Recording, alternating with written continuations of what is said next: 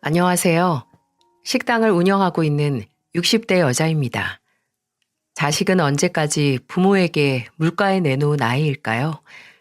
한때는 이걸 도대체 언제 다 키우나 싶은 때가 있었는데 순식간에 장성한 20살 성인이 되고 지 밥벌이 찾겠다 청춘을 거센 바람에 날려보내며 30대가 되고 지 가정을 꾸리고 저 닮은 자식을 낳고 어느덧 40대가 되고 그리고 이제는 내가 저를 걱정하는 것보다 저가 부모인 나를 더 걱정하는 날이 많아지는 나이가 되죠.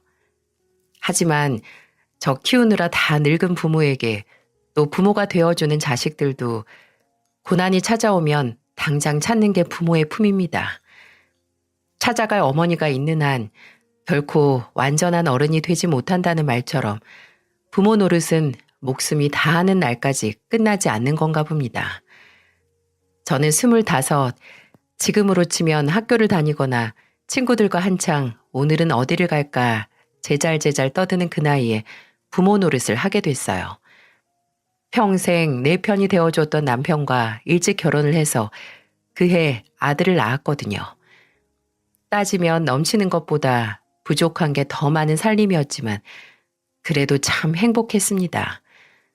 아들 얼굴 들여다보며 여기는 나 닮았고 여기는 애 아빠 닮았고 또 여기는 누굴 닮았으려나 하며 시간을 보내면 하루가 금방 지나갔습니다.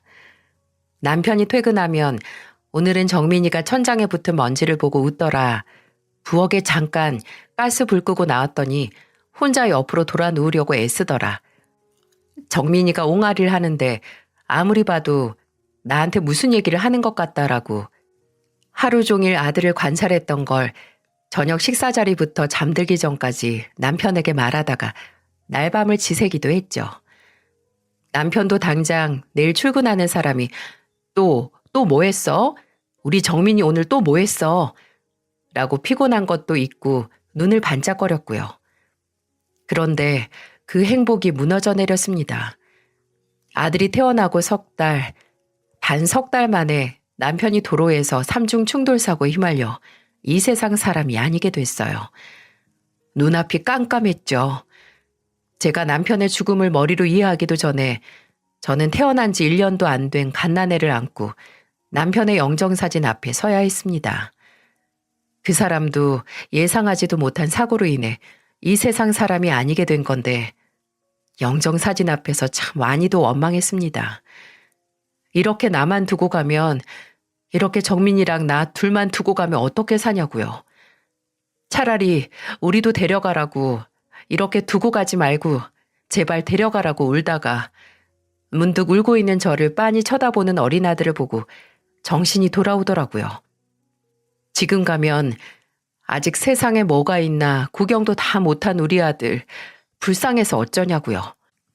이제는 꿈에서조차 만나기 어려운 남편을 가슴에 채 묻기도 전에 저는 이 세상에 단 둘이 남은 아들과 함께 혹독한 현실을 살아가야 했어요.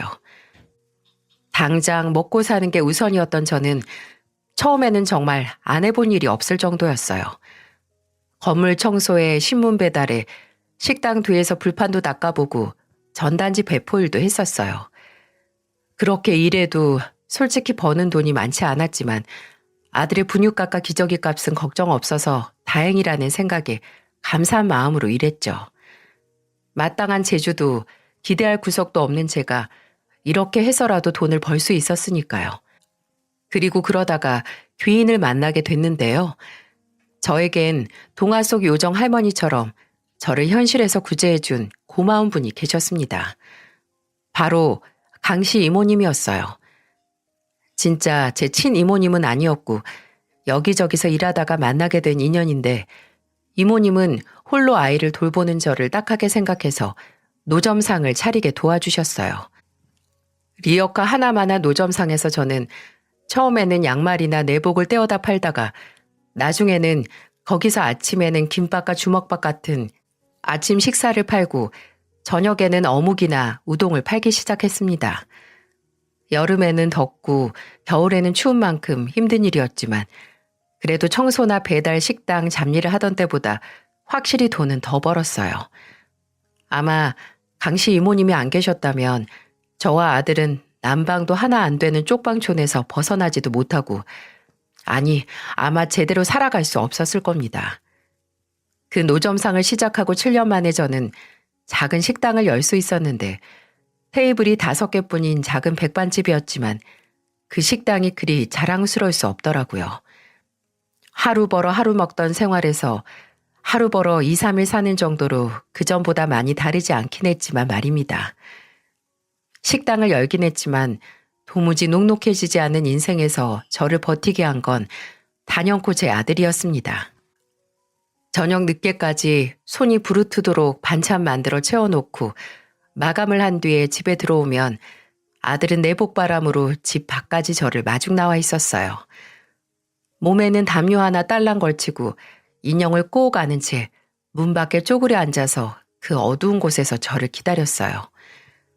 그러다가 저 멀리서부터 제가 보이면 우다다 하면서 뛰어와서 안겼죠. 그것도 아들 노릇한다고 제가 짐가방을 들고 있으면 대신 들어주려고 했는데 아무리 무거워도 엄마가 힘들까봐 일단 넘겨받으려고 낑낑거리는 모습을 보면 하루의 피로가 가셨죠. 아들은 제가 집에 도착해서 씻고 늦은 한 끼를 때우고 잠에 들기 전까지 하루 동안 뭘 보고 뭘 배우고 뭘 생각했는지 조잘조잘 떠들었어요. 엄마, 이것 봐요. 오늘 유치원에서 배운 건데 잘 봐요. 이렇게 빨간 크레파스를 칠하고 그 위에 파란 크레파스를 칠하면 봐요. 보라색 됐잖아요. 엄마, 보라색이 제일 좋다고 했죠? 주저앉아서 스케치북에 이 색과 저 색을 합치면 새로운 색이 된다는 걸 마치 마술사처럼 보여주는 아들 앞에서 세상 놀란 사람처럼 진짜네? 라고 하면 아들은 더 신나서 조잘조잘거렸죠. 그 모습이 그 옛날 퇴근한 남편에게 하루를 말하는 저 같아서 참 이래서 피는 못 속이는구나 싶더라고요. 정말 하루도 안 쉬고 매일 일을 했던 터라 그만큼 혼자 외롭게 만들어서 아들에게 매번 미안했는데 아들은 제가 저를 혼자 두는 거에 불만을 갖기보다 안 쉬고 일하는 저를 오히려 걱정을 했어요. 초등학교에 올라가서는 어디서 배워왔는지 종종 주전자에 물을 받아 끓여서 대야에 미리 받아둔 찬물에 섞어 하루 종일 일한 엄마 발 씻어준다고 가져오더라고요. 아직 저보다 조그만 애가 제 앞에 주저앉아서 그 고사리 같은 손으로 엄마 발을 꾹꾹 누르며 나름 지압이고 마사지라고 하는데 집중하고 있는 아들의 정수리를 보면서 코가 시큰해지고 감정이 벅차오르더군요. 언제 이렇게 컸나 싶고 부모가 돼서 해준 것보다 못 해준 게 훨씬 많은데 아들은 제 나름대로 저에게 뭔가 해주고 싶어 한다는 그 마음에 목이 메었습니다. 시큰거리는 코를 붙잡고 제가 훌쩍거리니 아들은 태연하게 손님 시원하십니까? 피로가 좀 풀리세요? 라고 장난을 치며 제 어미를 웃게 만들었죠. 중학교에 들어가고 나서는 종종 제 식당에 와서 일을 돕곤 했는데 지금도 그때 다른 애들처럼 학원을 하나 못 보낸 게 아직도 제 가슴에 한으로 남았습니다. 그래도 학교만 보내선 안 될 것 같아서 가고 싶은 학원이나 과외를 하고 싶으면 말하라고 하면 아들은 학교에서 공부하는 것만으로도 머리가 터질 것 같다며 괜찮다고만 했어요. 그때 형편도 형편이지만 공부가 제 체질이 아니라는 아이에게 괜히 공부하라 닥달하며 학원 보내면 괜한 스트레스를 주는 건가 싶어서 강하게 권유를 하진 않았는데 뭘 몰랐던 거죠. 없는 형편에도 뭐 하나 배우게 해서 더 많은 걸 경험하게 해줬어야 하는데 그저 사는 게 급급해서 아들의 미래를 위해 더 투자를 못했던 게 지금도 후회가 되네요. 아마 그때 아들 손을 잡고 어느 학원이라도 들어갔다면 현재 아들의 인생이 조금이라도 달라졌을까 싶습니다. 여러모로 부족한 엄마 손에 자랐지만 그래도 서울에 있는 대학에 나와서 영업사원이 된 아들은 처음 받은 월급으로 제게 내복과 함께 신발, 목도리, 털모자를 사서 안겨줬어요.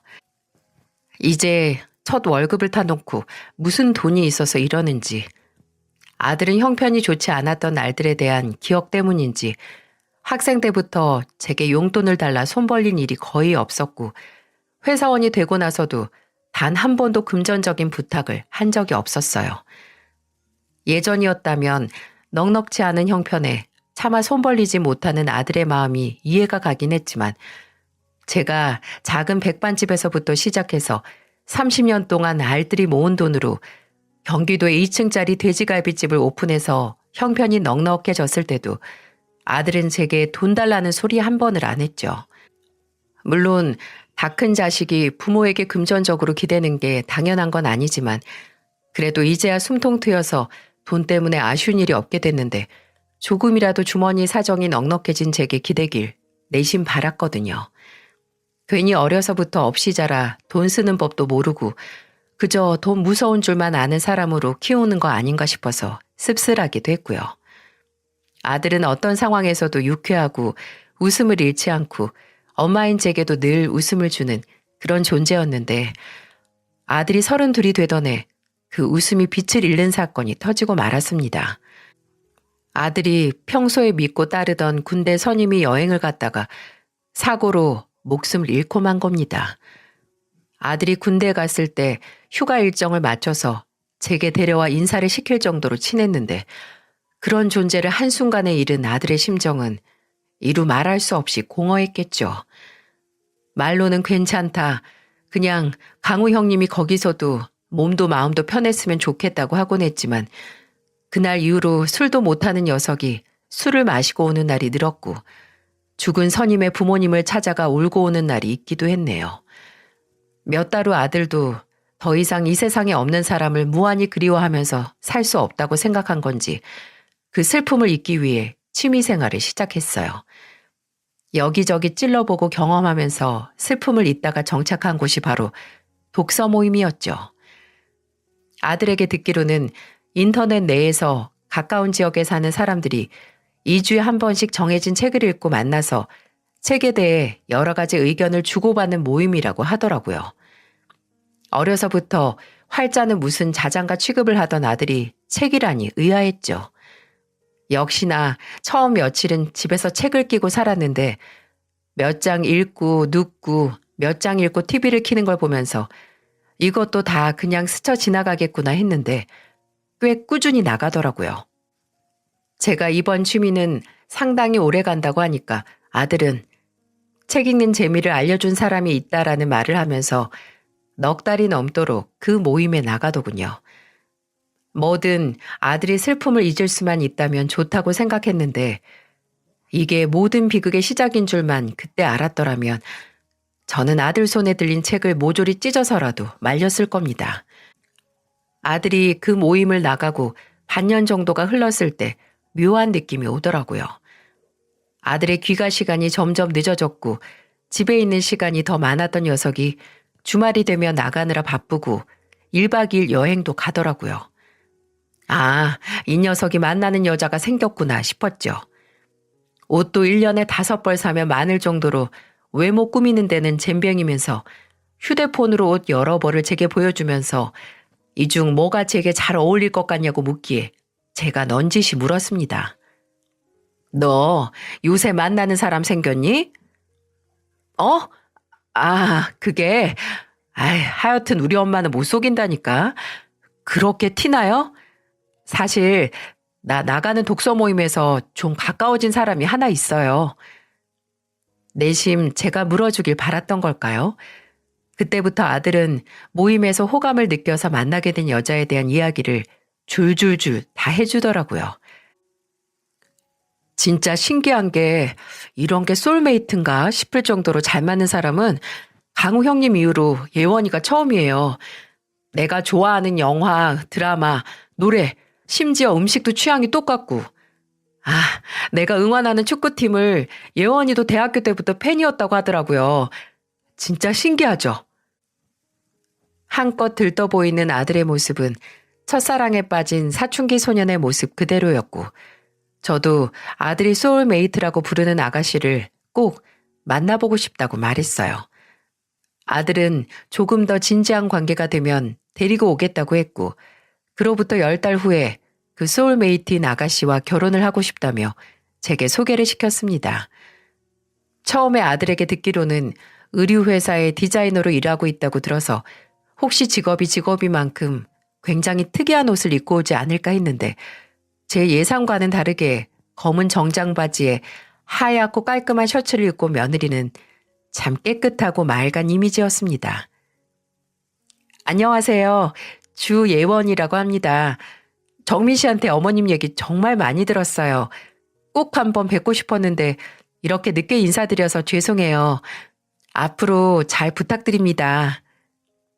또렷하고 또박또박하게 말도 잘하고 깔끔한 옷차림까지 첫인상이 참 좋았죠. 지금 생각해보면 그 모든 게 소름 끼치긴 했지만 그때는 그랬습니다.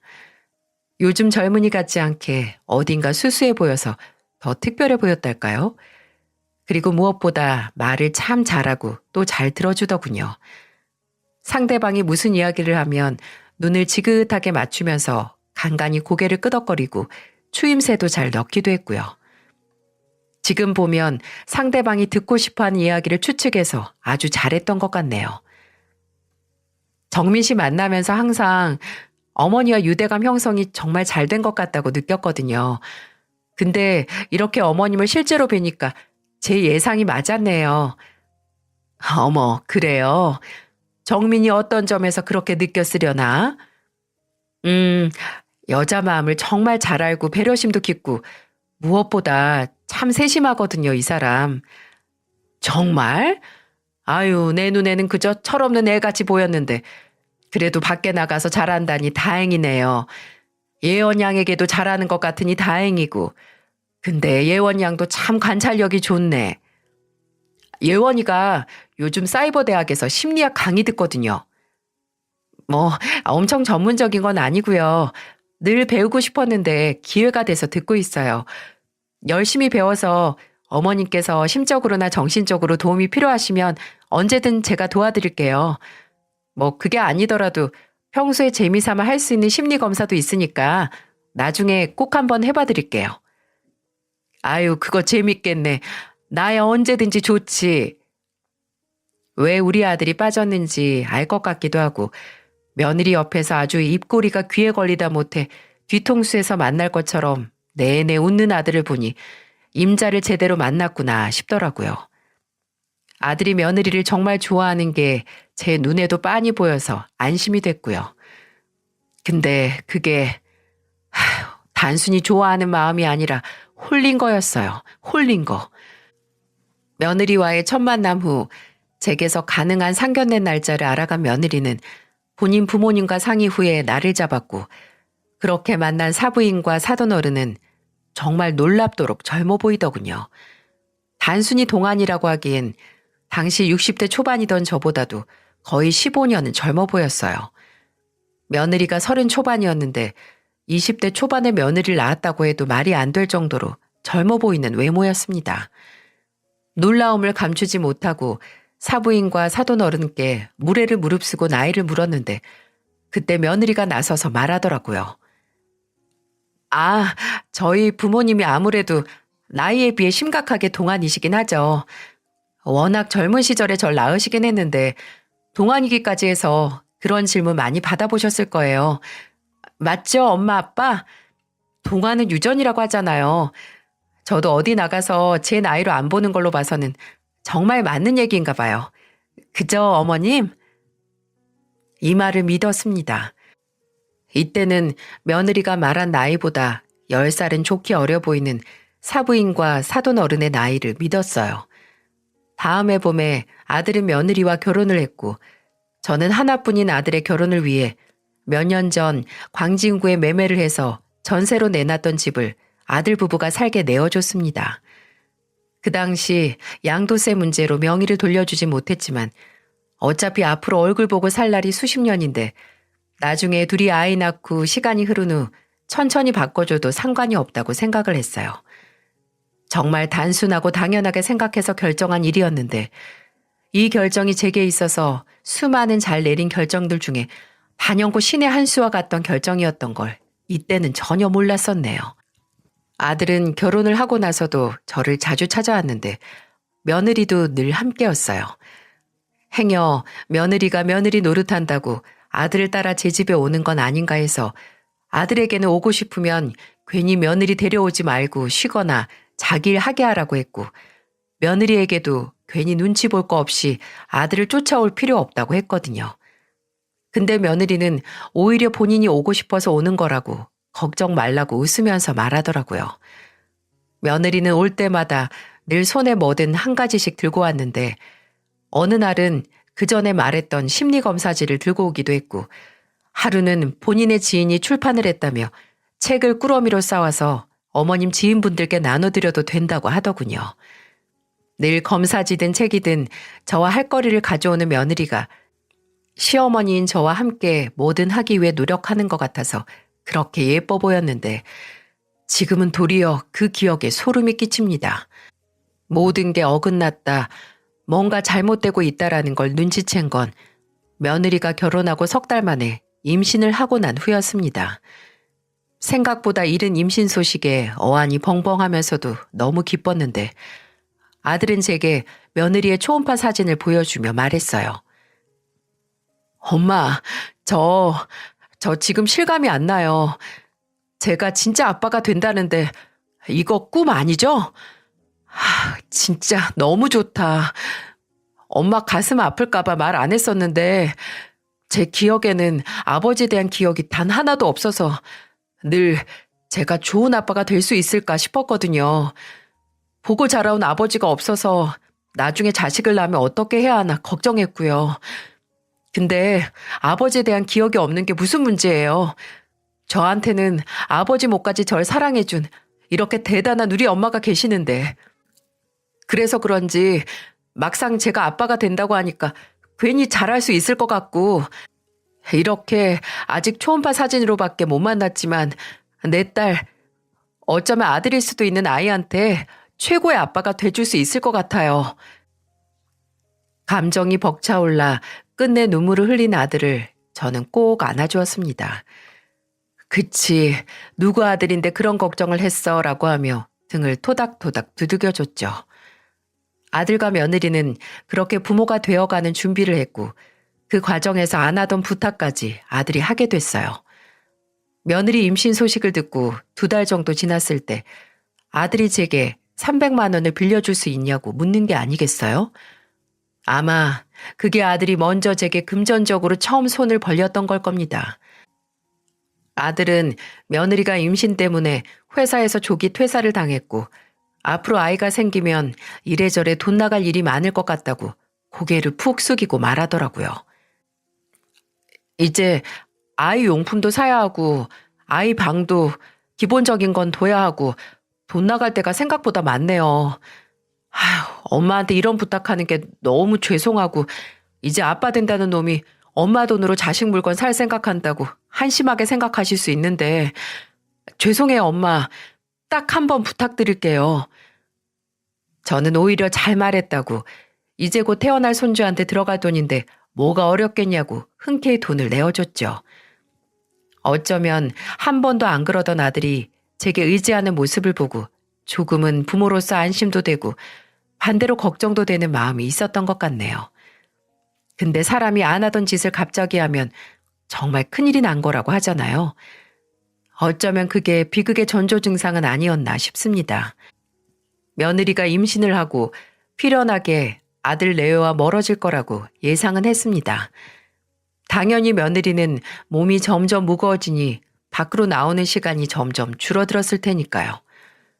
부모가 되기 전 준비할 것도 많고 저들도 저들만의 생활이 있으니 점점 얼굴 보는 날이 적어지는 건 당연하다고 생각했는데, 아무리 그래도 최소한 2주에 한 번 찾아와서 저랑 식사를 하고 3일에 한 번 전화해서 식사는 했냐고 안부 연락을 하던 아들이 2달에 한 번 얼굴 보는 것도 불가능하고, 전화도 한 달에 한 번 어렵게 닿아도 2분도 채 받지 않고 끊는 게 맞는 건가요? 아무리 아들이 결혼을 하고 며느리가 출산을 앞둬서 이제 아들은 아들 인생대로 길을 찾아가는 거긴 하지만 갑작스러운 변화에 적응하기가 쉽지 않더라고요. 처음에는 그래, 무소식이 희소식이다라고 생각하며 어련히 잘 살고 있겠지라고 저도 제 일상을 살았는데, 어쩌다 한 번씩 전화하면 부재중으로 남는 전화만 5건이 넘고 어쩌다 언감생심 아들이 전화를 받아도 얼마 안 가서 엄마, 저 지금 바빠서 일단 끊고 다시 연락드릴게요. 라거나 엄마, 예원이가 불러서 끊을게요. 라고 바로 통화가 종료되니 갑자기 이럴 수가 있나 싶더라고요. 결혼이 많은 걸 바꾼다지만 내 아들마저 이렇게 다른 사람 마냥 바꾸는구나 하는 생각에 괜히 허무하고 공허하고 또 두려웠습니다. 이렇게 아들이 떠나고 나는 혼자 남겠구나 하고 고립되어 가는 것 같았어요. 그렇게 연락 자체가 뜸해지고 며느리가 출산을 한 달쯤 앞뒀을 때 아들과 아예 연락이 끊기고 말았습니다. 그때가 아들이 결혼하고 나서 1년 정도가 됐을 때였죠. 처음에는 또 전화를 안 받는구나 싶어서 그래, 알아서 해라 라고 저도 저대로 빈정이 상해 연락을 안 했는데 아무리 그래도 이제 곧 손주가 태어나는데 이건 아니다 싶어서 계속해서 연락을 하게 됐고 나중에는 아예 집에도 찾아갔어요. 그런데 주말에 아들네 집에 사람의 온기라곤 찾아볼 수 없는 겁니다. 마치 오랫동안 집을 비운 것처럼 거실 소파에까지 먼지가 뽀얗게 앉아있는데 이게 웬일인가 싶더라고요. 아파트 경비실에 물으니 그 집 부부 안 본 지 좀 되었다고 하고 설마 두 사람에게 무슨 일이 생겼나 싶어서 밤에 잠을 못 잤습니다. 혹시 며느리가 임신 때문에 무슨 일이 생겼나 가슴이 철렁해서 며느리가 다닌다는 산부인과에 갔는데 초반에만 진료를 받고 그 병원에 안 온 지 몇 달 됐다는 거예요. 심지어 사부인 사돈 어른까지 연락이 안 되는데 마치 끔찍하고 깨어날 수 없는 악몽을 꾸는 것 같았습니다.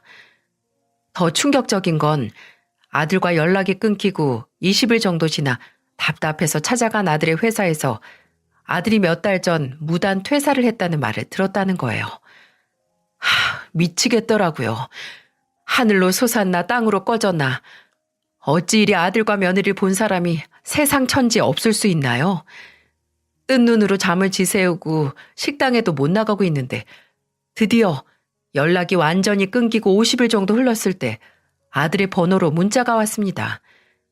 문자에는 동물 그림이 그려진 포대기에 쌓인 아기의 사진이 첨부되어 있었죠. 어머니, 저 잘 지내고 있어요. 아이도 태어났습니다. 일찍 연락 못 드려서 정말 죄송해요. 예원이가 출산을 앞두고 몸이 많이 안 좋아져서 공기 좋은 곳에서 요양하면서 아이를 낳았는데 정신도 없고 경황도 없어서 이제야 연락드리네요. 근데 출산 후에도 예원이 몸 상태가 좀처럼 회복되지 않아서 예원이 곁을 지켜야 했고 아이도 돌봐야 해서 회사도 그만뒀습니다.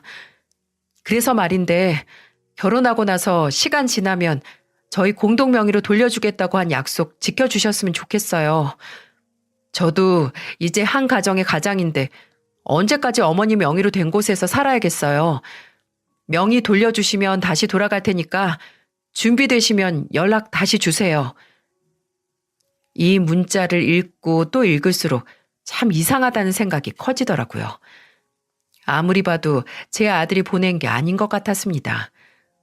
물론 이제라도 아들과 연락이 닿아서 조금 안심이 되긴 했지만 왜 지금 살지도 않고 방치하는 아파트 명의를 돌려달라는 건지 며느리는 어디가 아프고 왜 이제야 연락을 한 건지 의문투성이었죠. 모든 게 의아하기만 한 그 문제에 저는 일단 만나서 이야기하자고 했습니다. 명의를 이전한다고 해도 일단 만나서 같이 부동산에 가든 해야 할 거 아니냐고 하면서 말이죠. 근데 이 문자를 보내고 나서 또다시 연락이 뚝 끊긴 겁니다. 도저히 참을 수 없어서 저는 그날 경찰서에 가서 아들과 며느리 그리고 태어났다는 손녀의 실종 수사를 의뢰했습니다. 근데 돌아오는 답변은 실망스럽다 못해 절망스러웠어요. 일단 아드님이 성인이시고 그리고 어쨌든 지금 연락이 되긴 하는 거잖아요. 이러면 수사 진행이 어려워요. 뭐든 신변에 문제가 생겼다는 뚜렷한 증거가 있어야 저희도 사람을 찾죠. 그리고 이 나이대 남자들 사기를 당한 거든 빚더미 오르든 해서 가족들 데리고 잠적하는 경우 파다합니다. 아드님이 문자로 돈 얘기했잖아요. 그런 경우에는 적으면 1, 2년 안에 돌아오고요. 걱정 마시고 일단 연락 끊기지 않게 계속 문자 보내시고 전화하면서 지켜보세요. 네?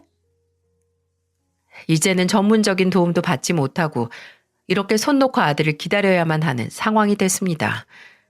명의를 돌려주면 돌아온다니 일단 그것부터 어떻게 진행해 볼까 하다가도 아들이 와야 뭐든 할 수 있기도 하고 또 아무리 생각해도 아들 번호로 온 그 문자가 꺼림칙해서 섣부르게 결정을 내릴 수도 없었어요. 아니나 다를까 그 후에도 종종 아들 쪽에서 먼저 제게 오로지 문자만 보내왔는데 문제는 그 내용이라는 게 모두 금전적인 부탁을 하는 문자였다는 거였어요. 지금 있는 곳에서 일이 안 구해져서 생활비가 없다. 돈 좀 보내달라. 예원이 지금 입원한 병원에 수납할 돈이 없다고 돈 보내달라고 하고 명의를 안 돌려줄 거면 그 아파트 값만큼 일찍 유산을 달라는 등의 내 아들이 하는 말이라고는 믿을 수 없는 내용의 문자만 왔죠. 처음에는 정말 돈 때문에 고생을 하나 보다 하고 당장 보내줄까 하다가도 보이지 않는 손이 아들에게 돈을 보내려는 저를 저지하는 것처럼 멈칫하게 하더라고요. 그래서 아들이 무슨 문자를 하든 제 답장은 줄곧 같은 내용이었어요. 만나자, 만나서 얘기하자. 돈이든 명의든 일단 만나서 해결하자고 말이죠. 근데 그런 내용의 문자를 보내면 100이면 100, 또다시 아들은 잠수를 탔죠. 이제는 내가 거의 달에 한 번씩 문자를 하는 상대방이 정말 내 아들인지 심각하게 의문이 들기 시작했어요.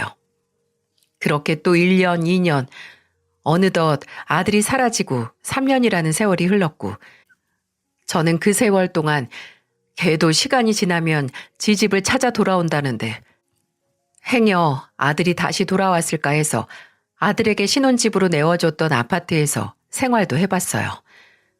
또 그 동네를 정처 없이 거닐며 아들과 며느리의 사진을 사람들에게 보여주면서 어떻게든 아들네를 찾기 위해 이리저리 다녔습니다. 처음에는 아들이 평소 연락을 자주 하는 친구들에게만 연락을 해서 아들의 행적에 대해 물었지만 나중에는 아들의 대학교, 고등학교, 심지어 중학교 때 동창들 연락처를 알아내서 혹시 아들을 마주친 적 없는지 연락을 한 적은 없는지 휴대폰에 열이 나도록 전화를 돌린 적도 있습니다. 같은 하늘 아래 있다는 것도 이제 의심스럽기만 한데 이젠 언제 찾아와도 좋으니 제발 살아만 있었으면 좋겠다. 살아있다는 거 그 하나만 확인한다면 다 괜찮다라고 점점 심적으로 천천히 달관을 하게 됐어요. 그렇게 아들이 사라지고 3번째 맞이하는 겨울의 어느 날. 그날도 저는 아들네가 살던 동네를 한번 돌고 집으로 돌아가고 있는 길이었어요. 근데 그때 시간이 지난 지금도 그때 겪었던 충격을 몸이 기억하고 있는지 식은땀이 나네요. 집으로 돌아가는 길 누가 제 등을 톡톡 두들겨서 뒤를 돌았는데 정말 보기만 해도 눈살이 찌푸려질 정도로 지저분한 행색의 깡마른 노숙자가 저를 보고 있는 겁니다. 그때는 정말 노숙자인 줄로만 알았어요. 머리는 덥수룩하게 길렀는데 여기저기 떡이 져 있었고 수염도 덥수룩하고 입고 있는 누더기 같은 옷의 색깔과 피부색이 분간이 안 될 정도로 오랫동안 씻지 않은 것 같았어요. 어딘가 불편한 건지 다친 건지 다리도 살짝 절고 있었는데 왜 이런 노숙자가 나를 잡아 세우지 싶어서 너무 무서웠죠. 무슨 해코지를 하는 거 아닌가 해서 슬슬 뒷걸음질을 치며 경계를 하고 있었는데 노숙자의 부르튼 입술 사이로 나올 수 없는 단어 하나가 쇳소리 마냥 튀어나왔습니다. 엄마, 엄마, 엄마, 엄마. 이게 대체 무슨 소린가요? 아예 바닥에 무릎을 꿇고 제 발에 이마를 대고 통곡을 시작한 노숙자를 보면서 무섭다 못해 이게 현실인지 싶었습니다. 근데 그때 제 눈에 들어온 게 바로 겨울임에도 잔뜩 늘어나 해진 얇은 상의가 늘어지면서 드러난 노숙자의 뒷목덜미였어요. 작은 점 3개가 마치 별자리 마냥 삼각형을 그리고 있는데 제 아들 목덜미에 이런 점이 있었거든요. 그 점을 보는 순간 방금까지 느끼던 어처구니없고 두려운 감정이 싹 사라지고 저는 마주 꿇고 앉아 노숙자 얼굴을 두 손으로 감싸들어 보였습니다. 너 정민이니? 너 정말 내 아들 맞아? 너 정민이 맞냐고? 그 지저분한 얼굴을 손바닥으로 쓸며 물으니 그 얼굴이 더욱 일그러지더니 울음소리가 가슴속을 울릴 정도로 커지더라고요. 대낮에 저를 붙잡은 그 노숙자가 3년 전 불현듯 연락이 끊기고 사라진 제 아들 정민이었던 거예요. 마지막으로 봤을 때는 170 중반의 키에 70kg에 가까운 몸이었는데 이제는 50kg도 안 되게 말라 보이는 그 모습에 입술이 바들바들 떨렸습니다. 당장 그 자리에서 물어볼 말만 수백 수천 개였지만 일단 아들을 집으로 데리고 들어가는 게 우선인 것 같아 다리를 살짝 저는 아들을 부축해서 집으로 올라갔어요. 계속 그 남루한 행색의 아들을 보고 있으면 할 말도 못하고 눈물만 더 날 것 같아서 일단 씻으라고 들여보내고 때를 벗고 나온 아들의 몸은 그야말로 아수라장. 여기저기 언제 생긴지 모르는 멍들이 수십 개 있었고 어떤 건 마치 피부가 괴사한 것처럼 새카맣더라고요. 밥상을 먼저 차려줬습니다. 마치 몇 주는 굶은 사람처럼 15분 만에 밥 2공기를 비우는데 워낙 속이 비어있던 시간이 길었는지 얼마 안 가 다 개워내더라고요. 변기를 붙잡고 토하는 아들의 등을 쓸어내리며 다시 한번 서럽게 울고 미음을 끓여 배를 추리게 한 뒤 조금 진정된 아들에게 그간 대체 무슨 일이 있었는지 물었어요. 근데 차마 말할 수 없을 정도로 끔찍한 일이 있던 걸까요? 아들은 제가 살며시 손을 붙잡자마자 마치 전기가 오른 사람처럼 파드득하며 떨더니 바닥에 주저앉아서 머리통을 감싸 누워 발작하듯 같은 말만 되풀이했어요. 잘못했어요. 살려주세요. 엄마 살려주세요. 살려주세요. 저는 그런 아들에게 차마 닿지도 못하고 아들 앞에 주저앉아서 가슴을 치면서 울었어요. 그때는 자초지종을 듣는 게 우선이 아니라 아들의 몸과 마음을 치유하는 게 우선이었어요. 일단 다리를 저니까 정형외과에 데려가고 그 후에는 정신과에 가서 아들의 상태를 확인하고 상담 치료를 시작했어요. 혹시나 나중에 아들이 누군가에게라도 당한 가혹행위를 입증하기 위해 진단서를 확실히 끊기도 했고요. 아들에게는 끔찍한 사건을 겪었을 때 나오는 외상 후 스트레스 장애 진단이 내려졌고 아들은 꾸준한 상담과 약물 치료로 조금씩 제게 그리고 세상에 마음을 열기 시작했어요. 그리고 아들이 일상적인 대화가 가능해졌을 때 도대체 지난 3년 동안 아들에게 무슨 일이 있었는지 들을 수 있었죠. 드디어 만난 아들의 상태가 끔찍할 만큼 참혹했던 만큼 아들이 겪은 일도 차마 입을 다물 수 없을 정도였습니다. 아들은 그야말로 지옥에서 살아 돌아와 제 곁으로 온 거였어요. 엄마, 예원이, 아니 그 여자, 이게 다 그 여자 때문이에요. 모든 게 다 거짓말이고 거짓이었어. 나랑 만난 것부터 그 여자는 다른 목적이 있던 거였어요. 내 SNS를 보고 내 취향이나 성격을 다 알아내서 일부러 접근했던 거고, 엄마, 그 여자가 나으네? 내 애도 아니었어요. 그 여자가 있던 사이비 종교시설에 있던 남자랑 만나서 생긴 애였다고요.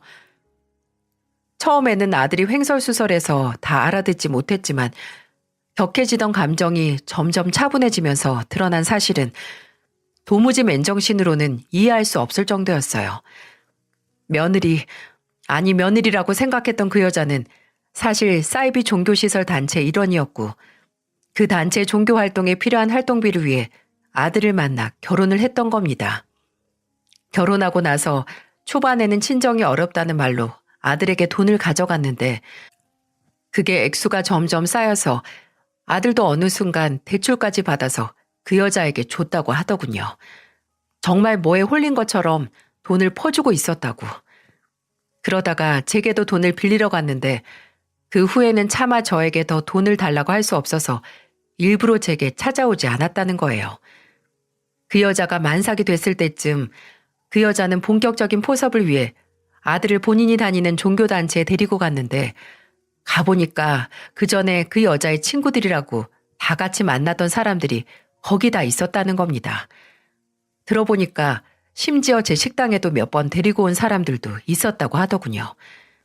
아는 사람 천지니까 처음에는 이상한 걸 몰랐는데 거기서 종교 활동이라고 하는 게 아무리 생각해도 점점 정상이 아니라는 느낌이 들었다고 해요.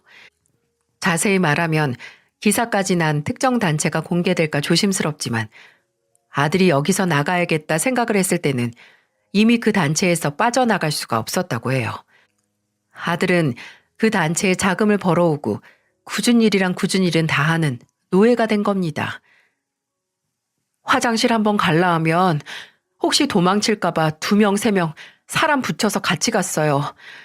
잠도 하루에 서너 시간만 재우고 사람 얼굴에 찬물 뿌려가면서 깨우는데 잠을 못 자니까 하루 종일 멍하고 제대로 된 생각도 못 하겠더라고요. 아니, 왜 그런 거래? 잠을 안 재워서 뭘 하는데? 처음에는 원래 있는 신도랑 같이 길거리에 사람들 전도하고 말 걸고 포섭하는 일 했는데 저한테 활동비를 못 받을 거라는 걸 알고 난 후에는 막노동 시켜서 돈 벌어오게 하고 나가서 앵벌이 시키고 그랬어요. 뭐? 그럼 너 아파트 명의 돌려달라는 거랑 돈 보내달라는 거 그래서 그런 거야? 정말 네가 보냈던 거였어? 제가 직접 보낸 건 아니에요. 거기 들어가고 얼마 안 있어서 휴대폰도 뺏겨서 직접 못 보내고 거기 있는 사람들이 가져가서 대신 보낸 거예요. 저 흉내 내면서요. 그 여자가 우리 어머니 경기도에서 큰 식당 한다고 돈 나올 구멍 확실히 있다고 거기 사람들한테 다 말해서. 근데 명의도 못 돌려받고 돈도 못 받으니까 이제 쓸모없다고 골방에 가둬두고 때리고 차고 나가서 뭐로든 돈 벌어오라고 24시간 감시하는 사람 붙여서 내보내고 하루에 몇천 원, 몇만 원 벌어와도 지들이 먹다 남은 음식이나 주고 정말 진짜 사람 취급도 못 받고 그렇게 살았어요. 아들의 말을 듣고 심장이 입 밖으로 튀어나와 바닥을 구르는 소리가 들리는 것 같았습니다. 제가 의심 때문에 돈을 안 보내줘서 내 자식이 이렇게 정신과 몸이 망가졌다는 사실을 알고 그 지옥으로 내가 내 아들을 밀어넣었다는 생각에 사고가 마비되는 기분이었어요. 저는 아들 앞에 무너져 내려 차마 울지도 못하고 말했습니다. 엄마가 미안해. 우리 정민이 엄마가 그때 돈 보냈으면 이렇게 안 맞았을 텐데 엄마가 잘못했어.